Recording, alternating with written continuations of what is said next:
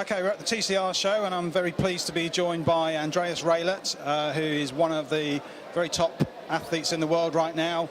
Really come to the forefront over the last year or so in long distance, but has a real history in triathlon going back a lot longer than that. We're going to have a chat to Andreas now about his history in triathlon, Olympic Games, and how he got to where he is now. So thank you very much for joining us, Andreas. We've seen you had a lot of profile in the UK the last year or so, particularly with your Clearwater 2008 second, and then Kona last year, a great debut at Kona, coming third. But you've got a long history in triathlon. So can you just talk us through that? How long you've been in the sport, and what you were doing up to 2008, really? Yeah. Before I started with triathlon, I started with wrestling and swimming, and I changed after I saw a documentary about the Ironman Hawaii in '93 to triathlon, and I got addicted immediately, and I started with the Olympic distance. So that was enough to make you stop the wrestling, was it, and go into the triathlon? Yeah, it was. I mean, triathlon is such a great sport, and you have 3 disciplines, and it's my passion to do this sport, and I still love it. Yeah. So let's talk about 2000, because obviously that was a very big year for triathlon as a whole. Triathlon had tried for a long time to be in the Olympic Games and finally achieved that at Sydney, and we had the great showcase of it being, certainly for the women's anyway, the first event on the first day, the world watching, and on the second day you were a part of that and raced well and came 12th there. What was that whole Olympic experience like for you, to be part of that? Was it very different being part of the Olympics? Did it feel different to, for example, normal other triathlons and being a World Cup race? Yes, definitely. I mean, the Olympic Games are one of the biggest goals in sport you can have, and especially when triathlon became Olympic sport, it was clear that I was just focused to get to the Olympic Games, and I was training for my first Olympic Games, and I was so happy when I made the qualification for the Olympic Games in Sydney, and it was really an amazing event. And the Germans have always had a very strong team in triathlon for at least the last 20 years since I've been involved in the sport anyway. So it was obviously very tough just to make the team, and then you went to the Games and came 12th. Was that a pleasing result for you? Was that above your expectations at the time, or how did you feel about coming 12th? Absolutely, it was amazing to be at the Olympics and to get 12th from my first Olympic Games. I didn't expect at this time to finish top 12, and so I was absolutely satisfied with this result. So that really motivated you, I guess, for the next absolutely. 4 years, and there you were again. You came into 2004, would have been Athens. Really a very different course and a very, very tough course. Must have suited you, I guess, because you then managed to improve another 6 places, finished 6th in the race. So again, was that pleasing, or by then had you set your goals higher, and maybe were you disappointed to miss a medal, or was 6th really satisfying? You never know what is going to happen before a race, and by the Olympic Games, the best athletes in the world are on the start line, and you always need a perfect day, a perfect tactic, and a little bit of luck at this day. And how did you feel your race went? Was it as perfect as it could have been, or are you sort of a little bit disappointed? Or no, definitely not. I mean, to be 6th in the Olympic Games, it's an amazing result, and it was one of my best races I've ever had, and I still have so much memories from this event. That must be very satisfying to be able to produce a great performance on the big occasions. Obviously sometimes it's easy to or relatively easy to produce a big result when it's a small race, but when the pressure's on, sometimes people can't, and you've done that and proven that since. So if we then move forward another 4 years, you've gone 2012, 2004, 6th, move forward 2008, maybe again looking to go up, but things didn't quite work out, maybe as you planned and as you dreamed, and that led to some changes. So just tell me about that time leading up to 2008 and the disappointment of ultimately not making the German team. Yeah, I mean, for me it was my dream to get to my 3rd Olympic Games, and I was preparing for this event more than 3 years, and I was really disappointed that I couldn't make the qualification. But at the end of the day, you always have to know that that's sport, and there are so many other very good athletes out there, and especially in Germany. Yeah. So I was really disappointed after I couldn't make it, but I had a small backup plan. Yeah, and it turned out to be quite a good backup plan. So you mentioned earlier what inspired you into triathlon. At that point, 15 years ago, was a documentary about Hawaii, so longer distance racing, and 2008 you made that switch and did it pretty well, starting off in Monaco with the 70.3 there, which is always a very, very competitive race, and won that race. So had you by that point had a chance to really train for that distance, or were you sort of going in and just with I've got no idea what I can do, let's have a go and just see how it works out? When I changed my plan to go to the longer distance, I made this plan to go to this race in Monaco, to have the chance to make the qualification for the following year in Kona. And but to be honest, I didn't expect that I could win this race after doing the Olympic distance. But if you look back, even if you are training for Olympic distance, you're still doing lots of hours and lots of miles. Exactly. Your mileage is still very high. You have a high intensity, and I'm doing the sports since '93, so I got a lot of volume of training in my body, and so I think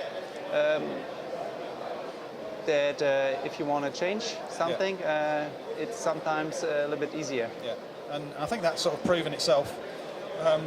Recent years at Kona, if you go through a lot of the winners and the podium finishers, even turning up first time, there's now lots of ex-ITU athletes, I guess, that have come up and done really well.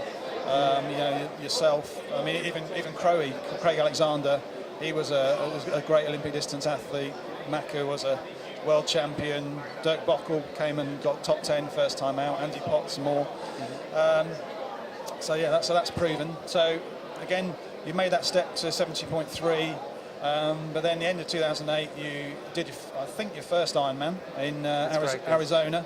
Again, was that part of the plan then, or was that had you done Monaco and then thought, let's maybe do an Ironman, and that was at the end? But again, you were successful there, and you won first time out. So can you tell me about your first sort of experience at Ironman? And when I made the decision to do this Ironman in Arizona in 2008, I just wanted to collect some experience for the Ironman in Kona 2009, and it was just my first try. And to look back to this race, it was so important for me to do this race. You really learned a lot, did you, by doing that? Yeah, I learned a lot, but I was really, really, really surprised about this race, that that it was mentally so hard. I never thought that the mentally part is going to be so important for an Ironman race. And what do you mean by that? Was that in terms of concentration, or because you have highs and lows in the race, or exactly? Yeah, to get through all the good patches and bad patches, and to be focused 8 hours, that's very hard. Yeah. So I guess for 2 hours, either you go out and you start and you feel bad and you're just bad all day, or you're good and you're good all day. With Ironman, everybody has good and bad throughout the race. Yeah, it's another discipline. And compared to the Olympic distance, you are going on the Olympic distance full gas the whole time, and you can't even think. But on the longer distance, you are thinking the whole time, and you have to be concentrated. You have to minimize the risk. There are so much things going on through the race. I guess you have to think about nutrition and Exactly. hydration, because you're fine for a couple of hours, but if you forget, then 5 hours down the road you're going to pay if you haven't eaten enough and all Exactly. that stuff. So, Yes. yeah. Okay, so that was sort of 2008. Or, sorry, one obviously another big thing. 2008, Clearwater, first time out there, second place there, so silver medal in probably your second 70.3 race. Again, that must have been a great result for you. I remember watching on the Ironman live coverage, and you really scorched the run and ran through the field and were really pushing to Enzo at the end. So how much confidence did that give you for long distance generally in the next couple of years ahead? I mean, it's all about your preparation for a race. If you are focused on a race, if your preparation is working out, then everything is possible. Yeah. And especially the race in Clearwater gave me at this time much confidence for the future, that I'm on the right way for my preparation for the longer distance races. Yeah. Okay, so let's move forward then. 2009, I think you did a couple of Ironman races. 2009 Frankfurt in the middle of the year. Very solid result there. Fourth place in probably what's the most competitive race, I would say, outside of Kona, the European Championship race in Frankfurt. So obviously on home soil as a German, a very important race to you. But then we come to the big show in Kona, and so many people over the years have said, oh, that's a very different race, and lots of people struggle on the first time there. But again, you proved what seems to be a strength of yours, that you can produce a big result on the big day when it really matters. Third place there, that must have been a very, very satisfying first time in Kona. Oh yes, definitely. I was dreaming about a place on the podium, but I was totally surprised about my result. But it all comes if you have a good preparation, if you minimize the risk, then everything is possible. Yeah. So I presume the plans for 2010 or the years ahead is to turn third into at least second and then first. That's For sure, I think it's a dream of everybody. Yeah. Race to win this race in Kona, but there are so many good athletes out there. Yeah.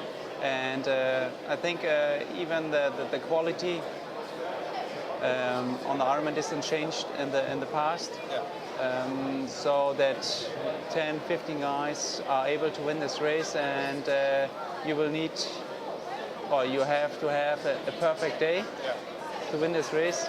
What do you think other sort of assets that maybe you need to add to your skills to be able to turn third into second?